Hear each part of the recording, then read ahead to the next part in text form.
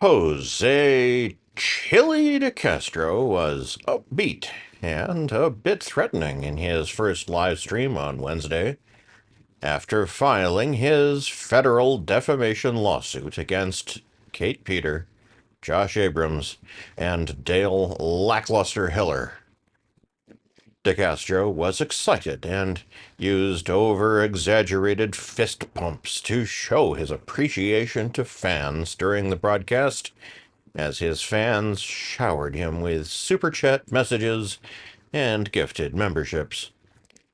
Clearly out of the brain fog that he said had hampered his ability to participate in his outstanding lawsuits over the past year, the excited DeCastro waved around a new motion he said had taken him 3 hours to produce, and promised that it would shock and surprise those it was aimed at.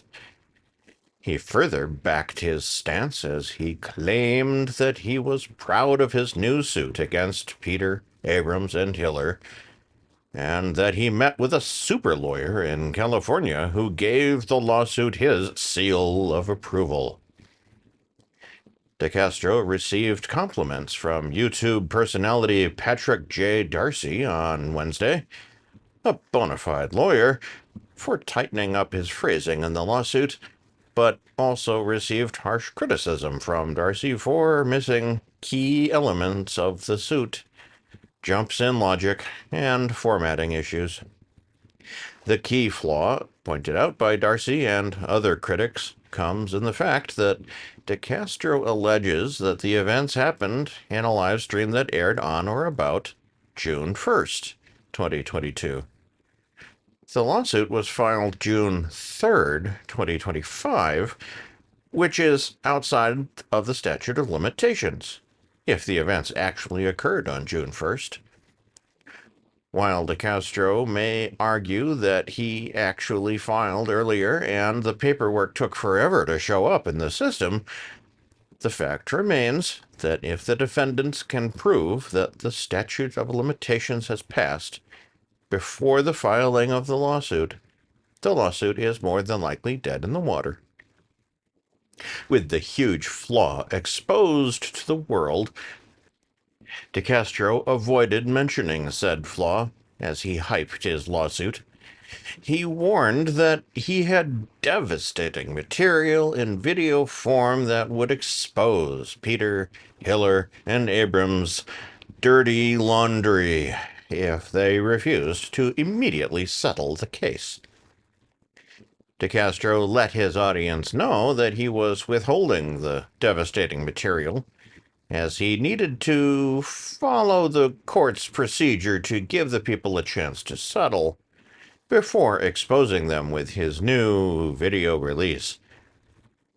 This statement apparently served as the reasoning as to why DeCastro scheduled and canceled a live stream explaining why he was suing the trio on Tuesday, along with releasing a video with a similar title to his main DeleteLawZ and DeleteLawZ Clips channel Tuesday night, before making the video private.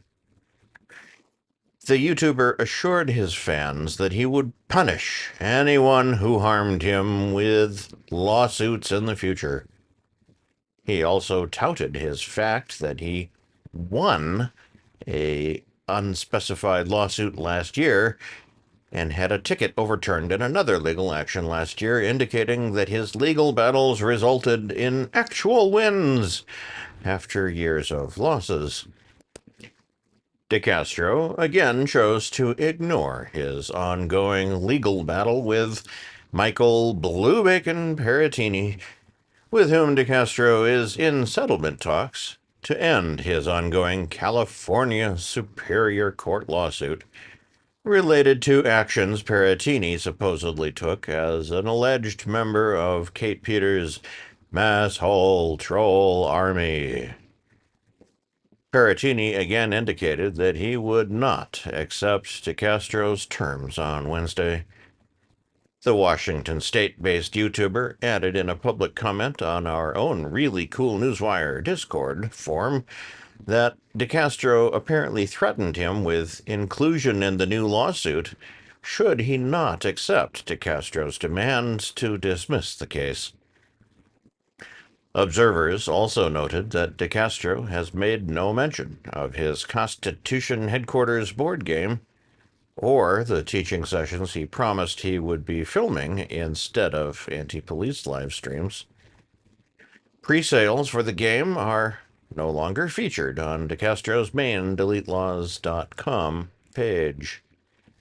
A click through to the merchandise area reveals that while DeCastro does list the pre-sale on his merchandise page, the counter for sales of the game has been stuck at 9999 since updating the listing to its new $89 price point last week.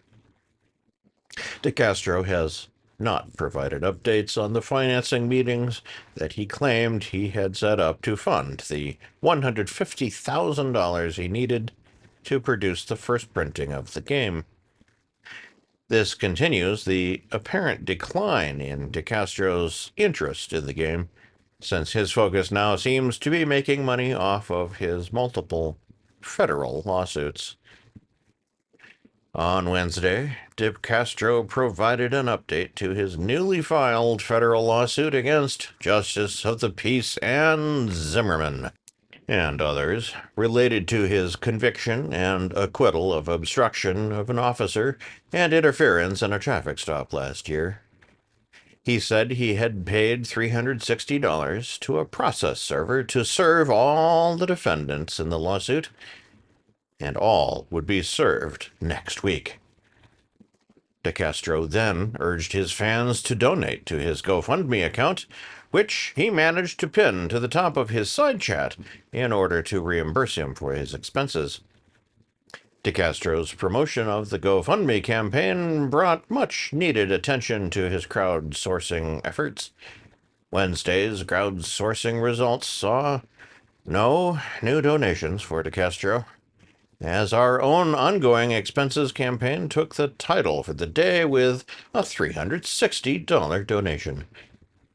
This was followed by Craig Hendry's To Support Craig's Work with a $20 donation.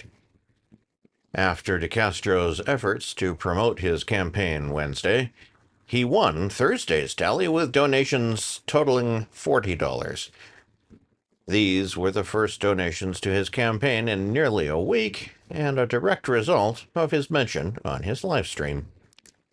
Lane Myers took second for the day with a $25 donation. No other campaigns saw donations for the day. This is an ongoing news story.